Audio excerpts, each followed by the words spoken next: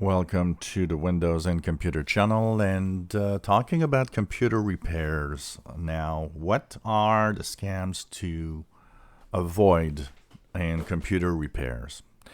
So, if you go to a good of a good place that has good service, that has a good reputation, you usually don't have too much problem. But there are a few things that they often are trying to lure you into to make more money. So one of the things is that, of course, when computer technicians and when computer shops repair your PC, they make money off of parts, they make money off of software they can sell you. In general, they can make a lot of money with some software. It's very important to avoid a few scams that, even though most good techs are not going to try to scam you with, there are a lot of these still going on. The first one is the scam where a tech will say the computer is a total loss, when in reality it might actually just need a small fix to actually work. One of them, and I've seen a few of my clients being scammed with that, was, for example, bad power supplies. Computer doesn't turn on, nothing happens. Computer's dead, you need a new computer.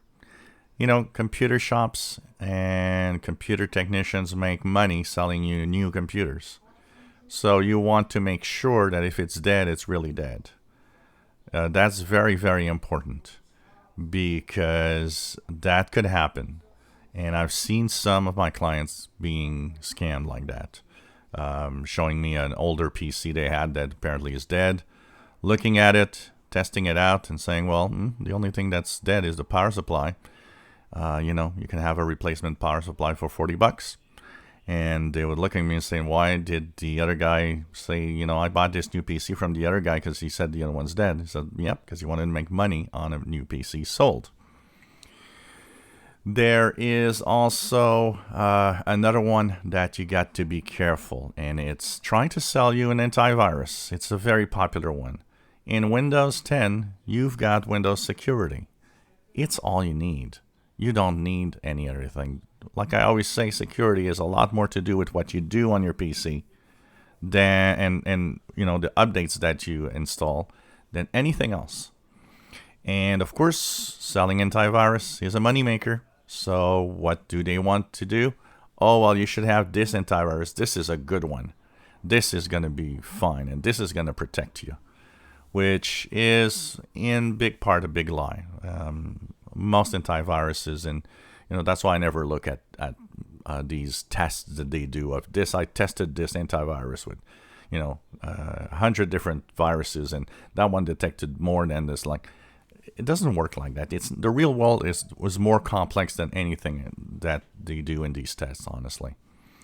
So avoid that. You can tell the guy, no, Windows Security is fine, and I know it's fine. I've been told it's fine. I don't want any other antivirus.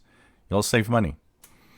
The other thing that you need to be very careful, this one is a popular one, and I've seen it so many times.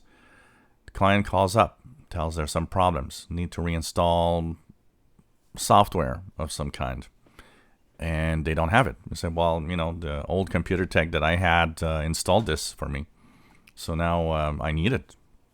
Okay, where's the CD, or where's the product key, or where's, you must have a way of reinstalling it. Software today, most of it activates online.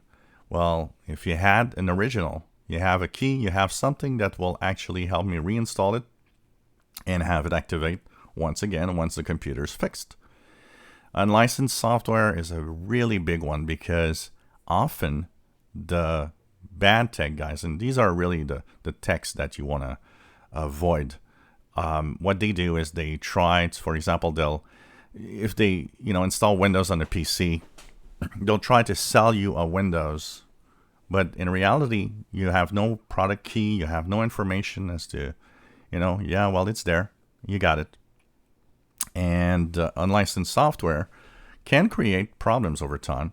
One of the big scams that what happened with Windows 7 was stolen product keys that were used and reused, with Windows 7 being technically illegal because that key was a problem. And in some cases, computers turned one day to, oh, well, this computer is not activated because of that. Also, in Windows 10, this could be a problem. And the problem is that most of the time they charge you for it. So you've paid for fake software, which is really a big problem. So make sure that whatever software is installed, if they make you pay for it, it needs to be legal, and you need to have all the details of, well, okay, if I need to reinstall this, how do I do it? Because one day or another, you need to reinstall, and having all the details, and that's a big problem for a tech guy. Like, I would go to fix the computers, and well, I don't have a key or I don't have anything. The other tech guy just installed it, and you charge me, for the software. It's like, yeah, well, this is all illegal. You don't have keys, you don't have anything, and you paid for it.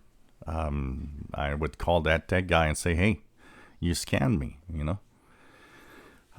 anything that is, system wipes and all sorts of little things like that. It's like, you don't need things like that. You can wipe your system and you can wipe your computer's screen with, just, a small damp cloth, and that's it. You don't need specialized things to actually clean a computer at all. So, there's a lot of little things you got to be. There are things you might not notice, and that's another part of scam. That's why a good place with reputation is important, because, there are scams like, swapping parts, taking parts that are more expensive and of more quality, and swapping them with a lower quality because they can sell it to somebody else and make money.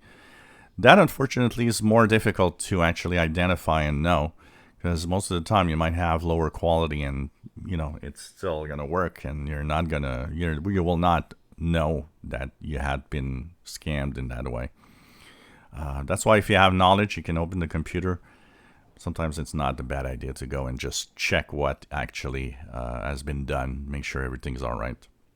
But of course, most people, being basics, will just, have to believe the tech guy in the tech repair shop.